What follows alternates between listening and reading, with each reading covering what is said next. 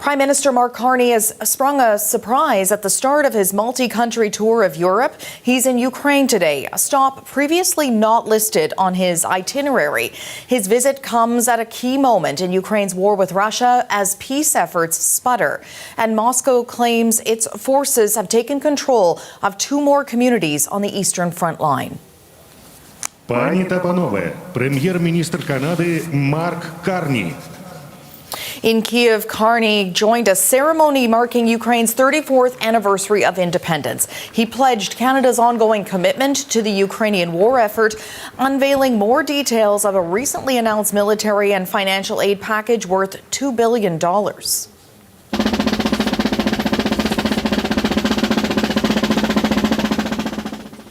Alongside Ukraine's president and first lady, Carney also laid a wreath in honor of soldiers who have died in the fight against Russia and Russian separatists since 2014. The 2 leaders also signed agreements. Carney later telling the media conference he isn't ruling out deploying Canadian troops to Ukraine. We are working through with our allies in the Coalition of the Willing and with Ukraine the modalities of those security guarantees on land, in the air, and the sea, and I would not exclude the presence of troops. Yeah. Let's bring in the CBC's Briar Stewart. She's in Kyiv right now. Briar, great to have you there. Can you break down, from your perspective, the significance of this visit?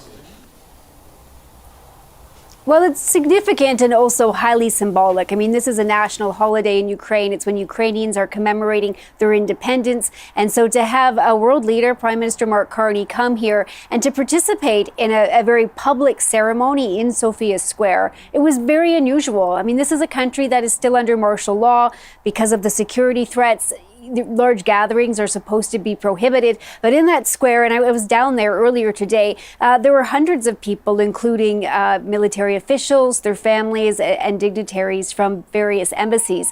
Now, they had their speeches that they delivered in the square, and later in the afternoon, they had a press conference, and Prime Minister Carney outlined and gave a little bit more specifics to previous funding that Canada had committed. So back in June at the G7 summit, Canada said it would commit $2 billion to Ukraine. Well, just over half of that is going to go to military supplies, which Ukraine urgently needs now. So things like ammunition, armored vehicles, drones. Canada has also announced that it's going to be having a joint drone production program with Ukrainian companies. That will involve Canadian manufacturers and Ukrainian companies working together to produce drones. Carney and Ukraine's President Volodymyr Zelensky were asked about the peace talks and the ongoing conversation around security guarantees if there is a ceasefire. Now, the U.S. President Donald Trump has said that he wants there to be some kind of progress within the next 2 weeks. He wants the leader of Russia and the leader of Ukraine to sit down together. But Russia appears really unwilling at this moment. And when it comes to security guarantees in the event of a ceasefire, Russia had said that it doesn't want any kind of NATO-backed troops on the ground, no troops from Europe. Carney said he wouldn't rule out Canadian troops taking part, but I did ask him just how likely a ceasefire could be given the responses and the reaction that we're hearing from Russia. Here's some of his answer. All of this in real time, as you ask your question, is under discussion about the specificities and the modalities. But it's not the choice of Russia how the future sovereignty, independence, liberty of Ukraine is guaranteed. It's the choice of Ukraine and the decisions of the partners. Well, Ukraine and its allies, including Canada, are adamant that Russia can't dictate the terms of any truce. This is, of course, a negotiation. And the issue now is that both sides are very, very far apart. Russia seems to be unmoved from its original goals and its original demands. So it is very hard to see at this point just how any kind of settlement could be reached soon. And Briar, I know you've been out speaking with those most affected by all of this. What are you hearing from Ukrainians? Well, when I was down at the square first thing this morning, there's that ceremony going on, and just outside of the security perimeter, there was a woman whose relative was being honored because he was killed in Russia's invasion, and she grew very emotional during the ceremony. And I spoke to her briefly. I asked her, what it meant for her to see international support. She said she felt very grateful.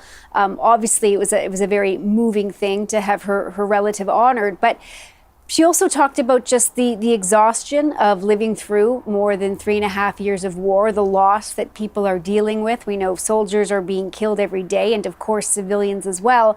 And then just the fear that people are living in. In Kyiv here, it has been quite quiet over the last couple of days, but we know this summer that this city, the capital, has experienced some of the largest drone attacks of the war. People who used to hear the air raid alarm and would lie in their bed, go back to sleep, are now heading down to the shelters. The metro stations are full. Parkades in apartment buildings are full, because there is a real fear here, just because of how Russia has ramped up the strikes. As I said, it has been quiet here for the last couple of days, but people are just so exhausted of what they've been living through. And as I said, these peace talks really seem to have stalled. There doesn't seem to be a lot of momentum, a lot of diplomatic talks, certainly, but there's really it doesn't seem to be a lot of progress to actually securing some kind of truce. Briar, really appreciate your reporting for us there. That's the CBC's Briar Stewart reporting in Kyiv.